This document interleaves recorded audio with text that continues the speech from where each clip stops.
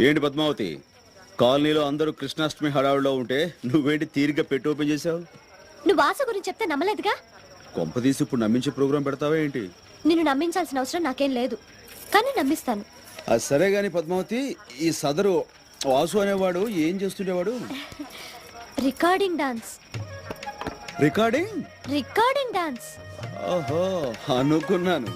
అందుకునేనా నీ చేతి wrong step ఇచ్చాడు? రాంగ్ స్టెప్ ఏం కాదు, కరెక్ట్ స్టెప్లే. అసలు నిజం చెప్పాలంటే వాసుకి ఏ హీరో వేషం కడితే అచ్చు ఆ హీరోల స్టెప్ వేసేవాడు. అసలు సినిమాలో చేరుంటే ఎంత పెద్ద హీరో అయ్యేవాడో తెలుసా? పాపం. ఇప్పుడు ఆ పని మీదే నీ 7 వారాల నగలతో చెన్నై చెక్కేస్తుంటాడు.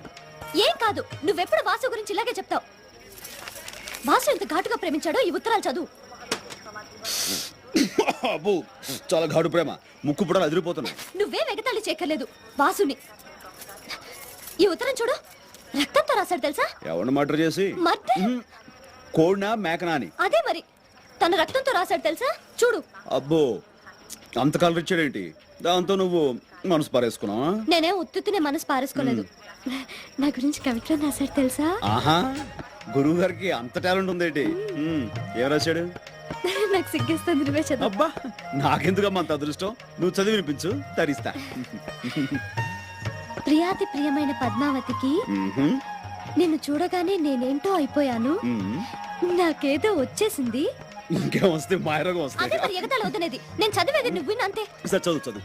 పద్మావతి పద్మావతి, నీ ఎర్రని మూతి చూడగానే పోయింది నా మతి, అయిపోయింది నా మనసు కోతి. దాంతో నీ పని అయిపోయింది, అదో గతి. రామకృష్ణ గారు, లేకపోతే ఏంటి? కోతి గీత రాశాడంటే అది కవిత్వం కాదు, కపిత్వం. వాసు గురించి నీతో చెప్పడం నాది బుద్ధి తక్కువ. అరే, ఏదో జోక్ మాట్లాడదు ప్లీజ్. కదా, ఆ మాత్రం కోపం వస్తే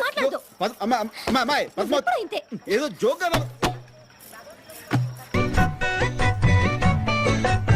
వాసు నేనే అంటే కొన్ని స్పెక్స్ చూసి నమ్మేది డూడ్. అంటే వాసు yes అరే పుట్టినరోజు శుభాకాంక్షలు మాస్టర్. ఇదిగో అమ్మాయి, ఈ వాసు వచ్చేసాడు.